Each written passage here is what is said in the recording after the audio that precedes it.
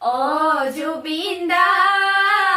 কিয় গৈছিলা ছিংগাপুৰলৈ কালহতৰুৱে নিলে তোমাক চীন দেশলৈ চৰকাৰে কৈছিলে তোমাক ন্যায় দিম বুলি আজিলৈকে ন্যায় নাই আছে কথা দি অহা জনমত জনম লবা ছিংগাপুৰত নিজৰ সপোন পুৰাবলৈ আহিবা অসমলৈ আহি তুমি ন্যায় লবাহি আশা নকৰিবা চৰকাৰে ন্যায় দিব বুলি সকলোৰে বাবে তুমি